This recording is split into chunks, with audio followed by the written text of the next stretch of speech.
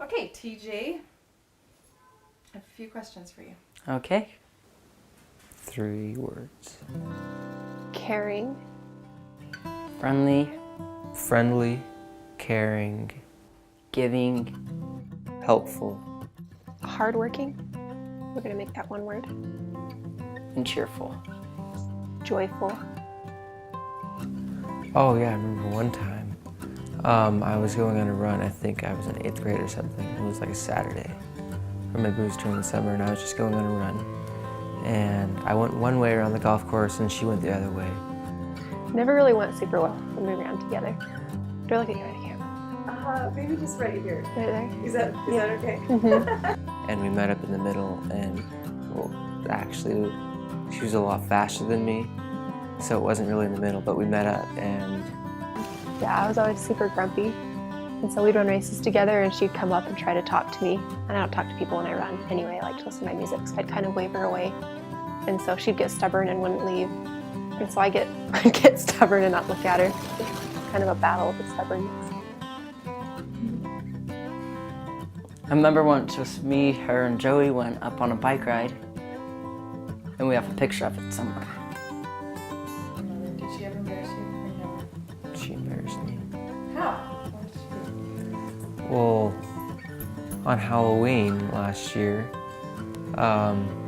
we got an argument about some word.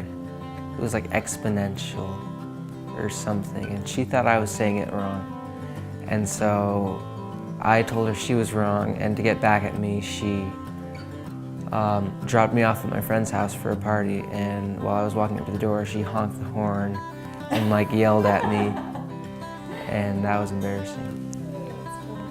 She had a phase where, we're going to say popper, she would popper a lot in public. I don't know what that means, but just, she would do that. I don't think anybody ever heard, but I was always worried that they would. One day she was like, she just took me to school, and then she was just yelled as loud as she could say, it's like, I love you, TJ. She was a really good worker. Yeah, she knew how to get stuff done and just, She just loved people. She liked to just help people any way she could, especially when she had that Relief Society calling. It was we just kind of saw that side of her, that she just loved people that were different, and she just loved them and took care of them and did everything she could to help them.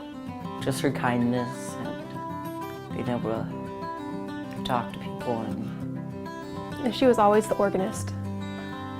So there was The person who leads the music, and I would stay up on the stands with her when she did that. well, she was choir director in the 13th Ward. She was our primary teacher. She was an organist. She was something she was on the Relief Society presidency. She had this little box called the CTR box. And at the end of the day, we would get to pick candies out of it. She once, on the organ, had hit a button that she hadn't meant to. And so the song was ending, so she just turned the organ off. And she kind of like tried to fix it later, and it just wasn't fixing very well. And it was just kind of uncomfortable for everyone because the organ is super loud. What did she love most about your father? I think that he worked hard for us. She would always tell us that too, that she was so grateful to have a husband that worked for us and took care of us as well as he does. I don't know. Just how he made her laugh and stuff. They kind of like both had the same work ethic. I think that just because they had that similarity, it was easy for them to get along. So I'd come home on Sunday and just talk to her for a few hours while she cooked. And I would tell her something, and then before she responded, she would always ask, okay, do you want me to fix it? Or do you want me to just say I'm sorry? And it was always, I just wanted to say I'm sorry. But she always asked that, because she'd try to fix it, and I'd get that. So last year I took ceramics, and every day I would come home and I would tell her how it was. And so she just got in a habit of being like, so Joey, how was ceramics today? Yeah. And I tell her what I did. She said Colton did the exact same thing when he took it the year before me. What questions do you remember her asking you on a daily basis? How was your day? What did you learn today? What boys did I talk to? Am I making an effort to talk to boys?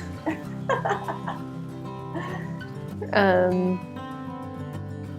don't know, just what I had done that day. Do you remember her ever working as a nurse? Or Ooh, a little bit. I remember sometimes she would take me into work, and then sometimes I'd have to go to Grandma and Grandpa's because she was working. So, is that kind of like her whole mhm, Yeah. yeah. What do you think is one thing that she would want you to know before she left?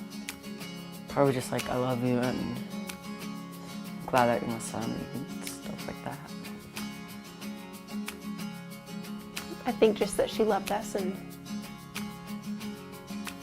just believed that we could do whatever it was we were trying to do.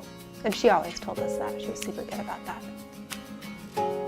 A lot of things. I don't know if I can name just one. Just like having our whole family together and all the good memories and stuff. I miss having her just take care of me. I miss being able to get advice from her, talk to her, tell her about my day and what I did, all that stuff. I think just talking to her, just things happened and she would have been the one I would have gone to. She was the one who was always trying to get us to pray and to read scriptures. Before we would go on trips, she would have us come inside and pray that we could travel safely. People never really leave us. That I've learned a lot about the plan of salvation and the spirit world and how people are there watching over us. To be grateful for what you have and just try to have as much fun as you can. I learned how to be a little bit more independent. Just all good things. Everybody has trials, and there are big obvious ones, and there are trials that you don't know people are going through.